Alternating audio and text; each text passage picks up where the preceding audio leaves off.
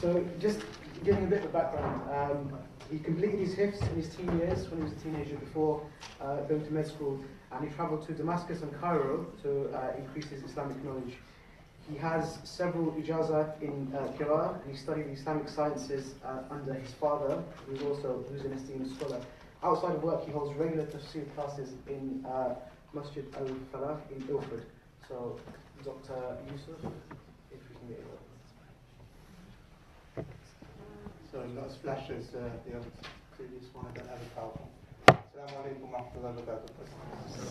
Alhamdulillah. Alhamdulillah wahda wa salatu wa salamu ala man la nabiyya ba'da amma ba'd. It's a great pleasure to be here at Barts, alhamdulillah. And thank you for inviting me. Well, it's nice to see so many embryos here who are ready to hatch and eventually end up in the big bad world.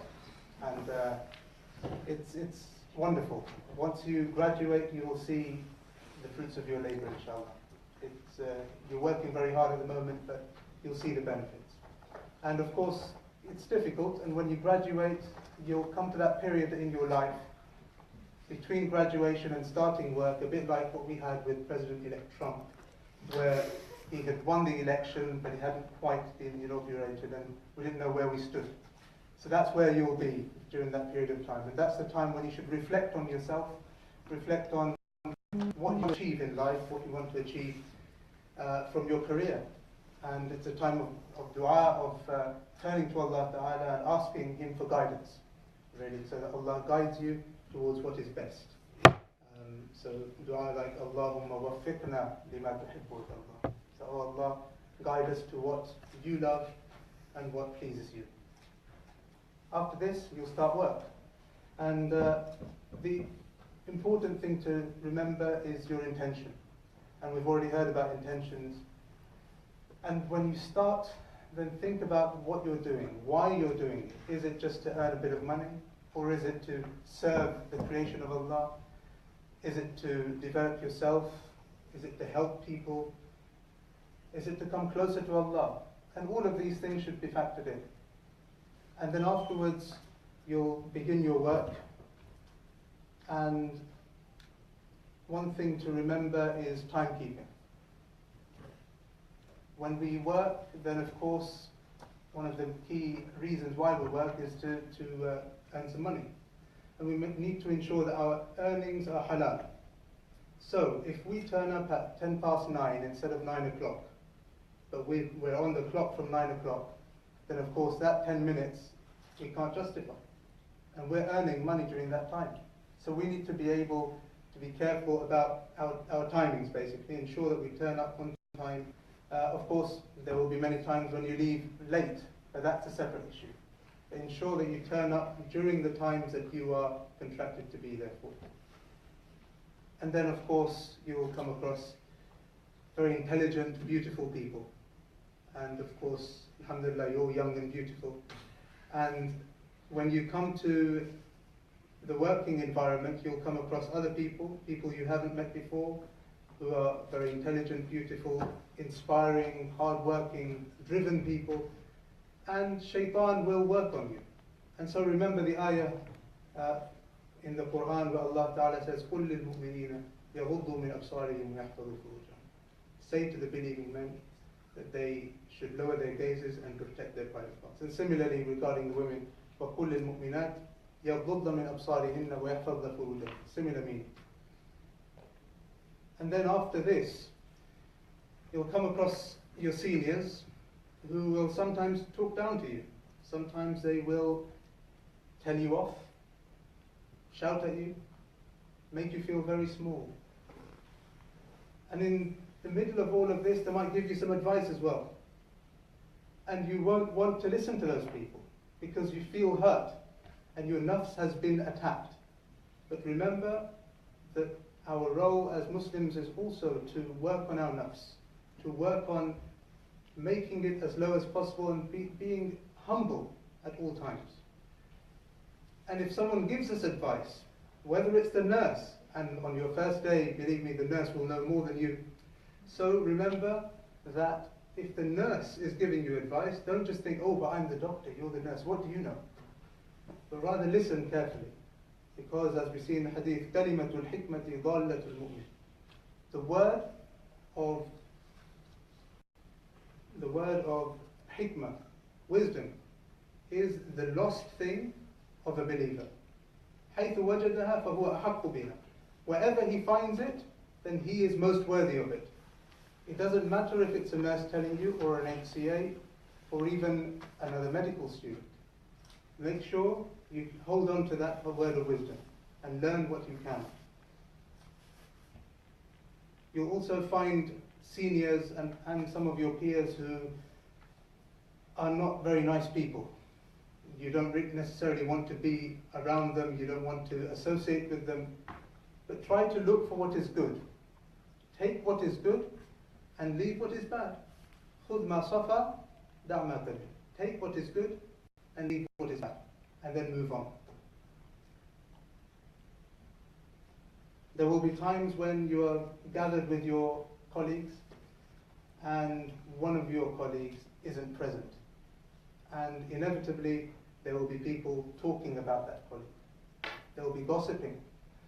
And perhaps you might come across some nurses who are gossiping about another nurse, or about the consultant, or about that silly registrar. Make sure that you control your tongue. Make sure you do not talk evil about anyone behind their back. And this is rife, it's very common in our day-to-day lives, but also in the workplace. We should make sure that we keep our tongues pure. This is the same tongue that we use to remember Allah, for our dhikr, for our remembrance. How can we then use the same tongue to speak evil of others? And of course, this is an evil deed, and we know how Allah sees backbiting. As Allah Ta'ala says, it's like eating the flesh of your dead brother. But it also gives a negative impression of you to those people around you, those people who might not have Iman. They might think that actually in Islam maybe it's okay to speak evil of others. We are of course representing our faith and who we are with our names and our appearances. And there's a famous hadith, مَنْ يَضْمَنْ لِي مَا بَيْنَ لِحْيَيْهِ وَمَا بَيْنَ فَخِذَيْهِ أَضْمَنْ لَهُ الْجَنَّةِ. The Prophet ﷺ is reported to have said, whoever can promise me that he will safeguard that which is between his jaws, meaning his tongue, and that which is between his thighs, meaning his private parts, then أَضْمَنْ لَهُ الْجَنَّةِ, I will promise for him Jannah. It's very easy to say, it's very difficult to do, but it's something we should work towards. And then, in this day and age, we are living in a time of rota gaps. And the rota gaps are increasing. It's becoming more and more difficult to fill the rotas. And I know this within general medicine. If we're supposed to have a registrar and 3 SHOs on call, then there may just be 1 SHO or 2 SHOs. And this is a common occurrence. Sometimes the registrar won't turn up. I try to. But generally, there will always be a gap. And you'll feel the pressure, because the numbers of patients won't decrease, but you'll have to cover that. And sometimes you'll feel frustrated, and sometimes you'll feel angry, and your temper will arise. But remember to control your anger.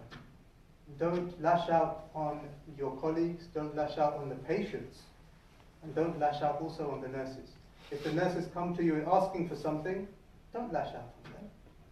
Don't say, oh, can't you see how busy I am? Leave me alone. Don't do this. Don't. Think carefully. Be careful with your temper. As the hadith says, لَيْسَ الشَّدِيدُ بِالسُّرْعَةِ إِنَّمَا الشَّدِيدُ الَّذِي يَمْلِكُ نَفْسَهُ عِنْدَ الْغَضَبِ. That strength and the strong man isn't the one who is able to wrestle another man to the ground. That's not strength. The strong man is the one who is able to control his anger when it overcomes him. This is a strong person. And it takes a great amount of courage. But this is what's required. And also, we must be patient. When we find ourselves in that difficulty, in that challenging environment, when there are 10, 15, 20 people to clerk on an acute medical take, and there's no one there to help us, that there are rota gaps, then we must be patient and persevere. And Allah knows. that it's difficult. He tells us in the Quran, وَإِن تَصْبِرُوا وَتَتَّقُوا, if you are patient, to be patient, وَتَتَّقُوا, and to have taqwa, فَإِنَّ ذَلِكَ مِنْ عَزْمِ الْأُمُورِ, and this is of the greatest of things. It's very difficult to do. Allah knows it, but still He gives us these challenges, so that then, if we are patient, and if we have the taqwa, then our ranks will be rising, inshallah. We mentioned salah in the previous talk, and this is of course absolutely essential. And when we start working wherever we're going to work, then we should try to scope out a place for our prayers. So it could be the place, it could be the normal prayer room, or it could be a room down the corridor that's not necessarily being used for prayer, or it could be the corner of your office or somewhere. If you're doing your own clinics, eventually inshallah, then of course you could do your prayers in your clinic room. But this is something you should scope out from the beginning. Allah Ta'ala says, إِنَّ الصَّلَاةَ تَنْهَى عَنِ الْفَحْشَاءِ وَالْمُنْكَرِ. Surely salah saves you and stops you from all corruption and evil things. It is salah that will save you. So try to be established upon your salah. And also remember that in the prayer room, especially if you end up out in the sticks somewhere in the middle of nowhere, and this often happens with the new foundation program applications, then the prayer room is often a place where you'll meet like-minded people, other Muslims, particularly at the time of Jummah. And so try to make these friends and stick together, because there is safety, of course, in numbers. And as has been said by an old Persian poet, صحبة صالح ترى صالح بنا صحبة طالح ترى طالح بنا, that the company of the pious people will make you pious, and the company of the impious will make you impious. So your company is essential. When it comes to Christmas, and a few months later, after you start, you'll have Christmas, and people will be going for their parties. Try to manage expectations. And it's always easiest to communicate at the beginning, instead of finding yourself in a difficult situation where you're trying to explain why you can't make it, and then you have to lie to them and say, no, it's because my mum's sick or something like this. Instead, if you're very clear and frank right at the beginning and say, look, this isn't something I do, I don't necessarily go to such places where alcohol is served and so on, then people understand. So try to manage their expectations from the beginning instead of finding yourself in a difficult situation later. And then also you'll find, depending on the specialty that you go into, there will be certain things that are very competitive. So if it's surgery, or even within medicine, if you want to do a particular procedure, but your other colleagues also want to do the same procedure, then there will be some competition there. People will be fighting over the procedures or the surgery or whatever. Try to be fair. You can be firm, of course, and demand your right, but at the same time, be fair. Inna Allah yuhibbul muqsitin. Allah subhanahu wa ta'ala loves those people who are fair, who are just. And there's the famous couplet of poetry from Allama Iqbal, which says, Sabak fir par, sadaqat ka, adalat ka, shujaat ka. Liya jayega tujhse kam, dunya ki imamat ka. So if you revise the lesson of sadaqat, which is truth, and adalat, which is justice, and shuja'at, which is bravery and courage, and these were attributes of the Khulafa Rashidin. If you do this, then you will find that leadership will be taken from you. You will be given opportunities for leadership of the Ummah. So these are lessons that we must bring into ourselves. And one of them is, of course, justice and fairness. And then also, I'd like to mention time and time management, which is essential. And you'll find many people saying, I'm living for the weekend, where you're going to work Monday to Friday, and then you've got the weekend, and then you can enjoy yourself, you can live, you can do all the things you want to do. And this is not quite the way that the Muslim should be, because every moment of ours is precious. We'll be questioned about the time that we have. So we should always reflect on the way we're using our time. Even if it's every evening, if we fix a time and reflect, how did I make the most of my time today? Did I spend my time better today than I did yesterday? How can I improve myself tomorrow?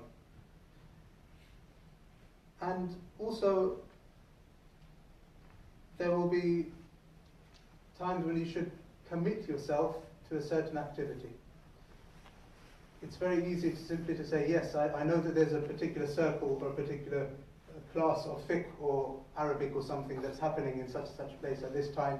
I'll try to make it. Well, that will never happen. It's very hard to do. But if you commit, even if it means paying something towards it, paying your admission fee or whatever, and committing to it, then this will make you want to actually go and actually force you to go. Otherwise, it's very easy just to let things slide and just allow your career to continue ruling your life.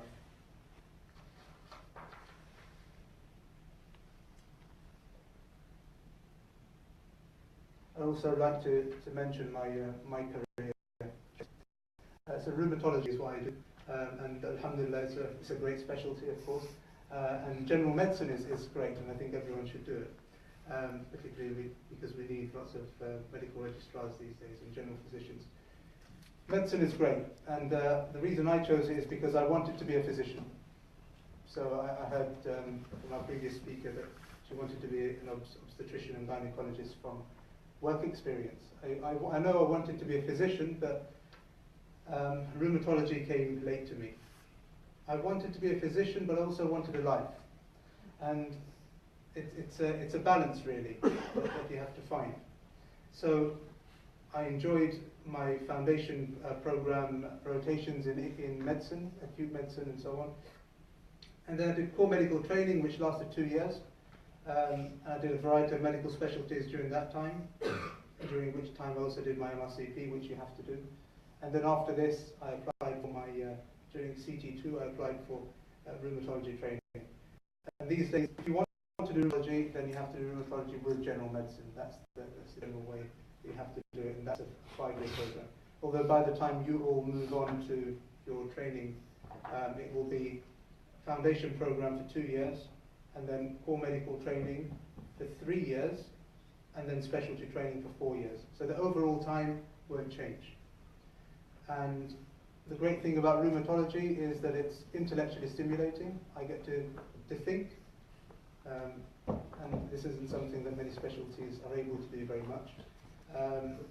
I also get to see people who are struggling, and they're often in pain. We see people in pain, basically. And it's a great feeling of satisfaction that you get when you are able to help them with that pain and actually get them back to work, even if they've not been able to work because of the pain and the rheumatological problem they have. And also, I thought to myself, well, I don't want to be woken up in the middle of the night when I'm 50 years old, for instance. And rheumatology is one of those specialties where, alhamdulillah, everything can wait until May 9. And the hospitals I've worked in, actually, so far, there's no on-call rheumatology consultant, or indeed anyone. In some teaching hospitals, you have an on-call rheumatologist, but really they're just there, there's nothing really that you need to be called in for, and that's the great thing about my specialty. And the main reason I went for it actually is because rheumatologists are always smiling, they're always very happy. You might have experienced that yourselves. They're just very happy people because, well, why wouldn't you be? It's rheumatology. It's great. So, alhamdulillah. I'd just like to end by reminding us all of one hadith which sort of tells us how we should behave. And our character will tell 1,000 words, really, how we should behave with the people around us. And the hadith goes that Silman Qata, if someone breaks ties with you, then join those ties. Wa'fu amman zalamak, and forgive the person who has wronged you. But go further than this, and this is the prophetic guidance. Go beyond just forgiveness. وَأَحْسِنْ إِلَى مَنْ أَسَاءَ إِلَيْكَ, and be good do something good, be generous to the person who has hurt you, who has wronged you. It's very easy to simply think, okay, fine, I'll forgive you then, and that's it. But rather to do something nice to that person who has actually wronged you, this is a great thing, and it's very difficult to do.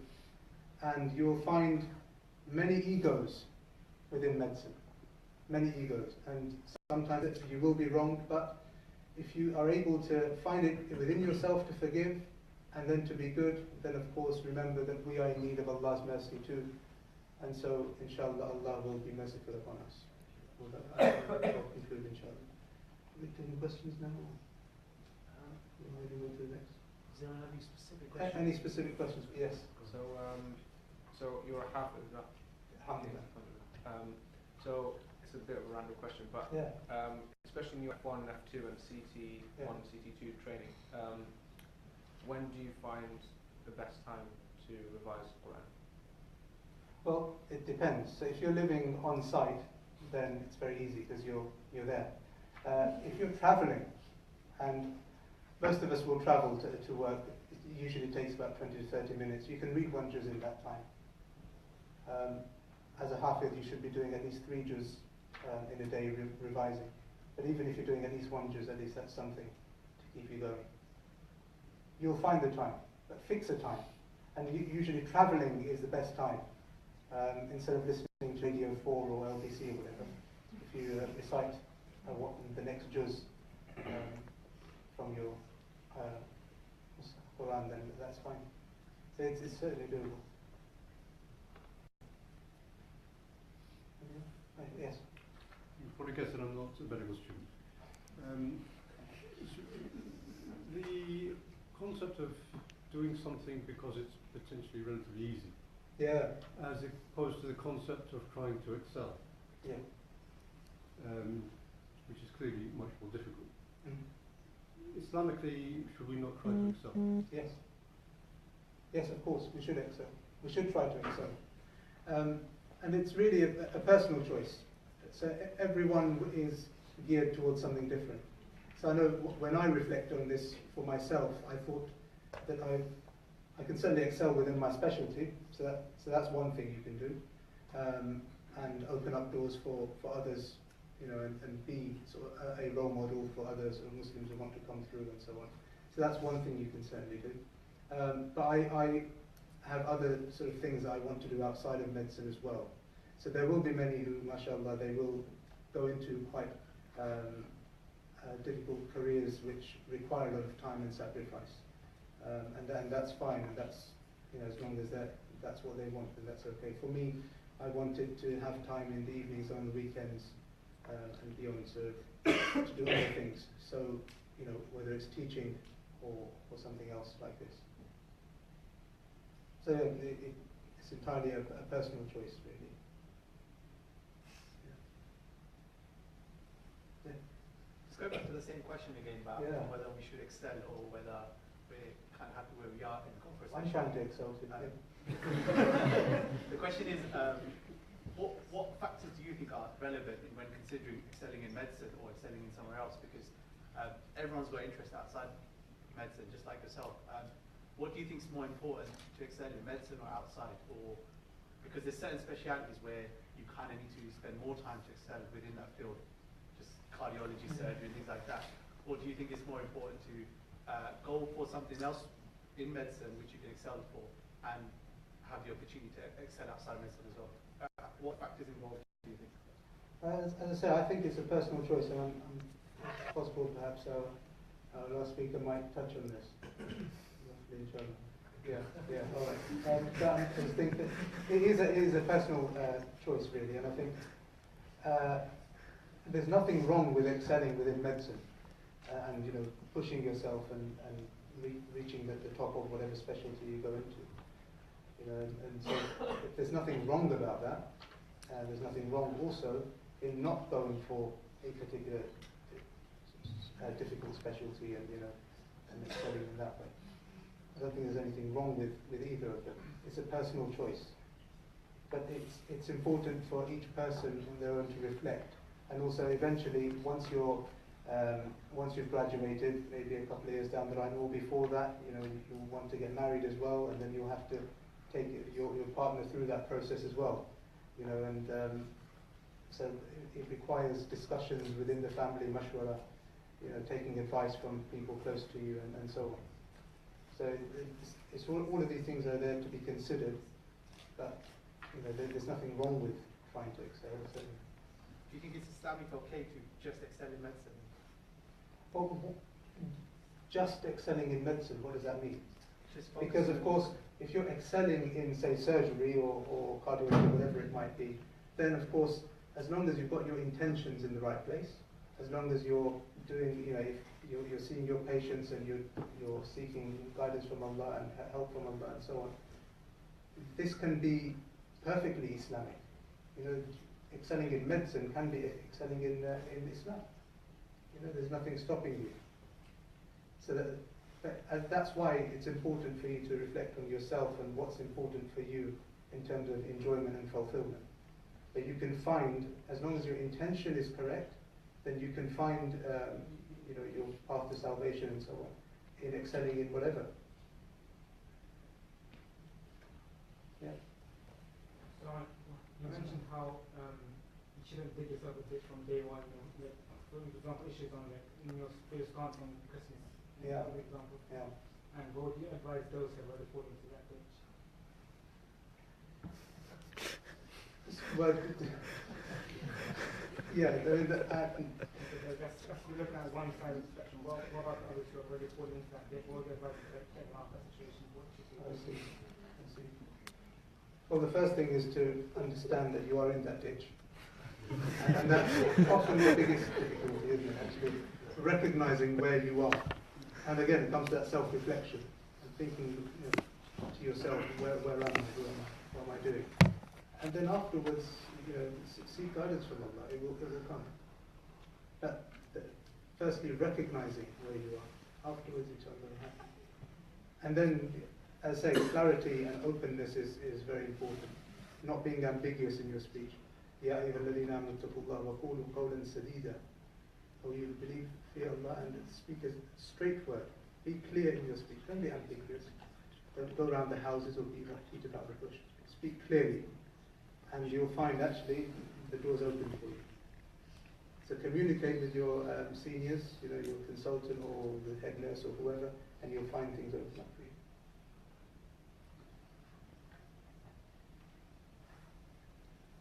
Last question over there. Yeah. Dr. Yusuf, do you have a routine that you can share for when you're staying on take or nights to keep up your iman and your spirituality? Because I find, say, after like a set of nights that your man can sort of dip. So are there any like particular timings or sort of slots that you find, say, either before a call or after like a meeting? Yeah. Sort of make use of? Yes. So keeping your iman up during your work, particularly during nights or whatever, can be very difficult. But we shouldn't think of our iman and our, the strength of our iman and our work as separate things. If we can build that into our work, then we'll see great benefits. So, for instance, going to work, as I mentioned, you can recite some Quran. That's one thing. If you're not happy, you can recite whatever you know, instead of listening to the radio, for instance. And I mentioned a couple of stations. That's one thing. The other thing is, if there are some salat times during your night shift, then ensure that you perform those salat. A night shift generally isn't non-stop. There will be lulls during the night. And during that time, you can again remember Allah, do some dhikr also. If there are other Muslims with you, certainly you could reflect, talk about Iman and the greatness of Allah. And also, when you're actually seeing each patient, then go with the intention of helping. And that in itself will, as long as you're remembering Allah during each encounter with a patient, then you'll find that actually, your iman remains. And always remember that you're helping, but you are just a means. the ultimate shafi, the ultimate curer is of course Allah. So as long as you remember that when you're meeting every patient, that should be an issue. Yeah, I think that's it. Right. End it there. So, Jazakallah Dr. Yusuf, for your talk. What we're going to do now is we're going to have a very quick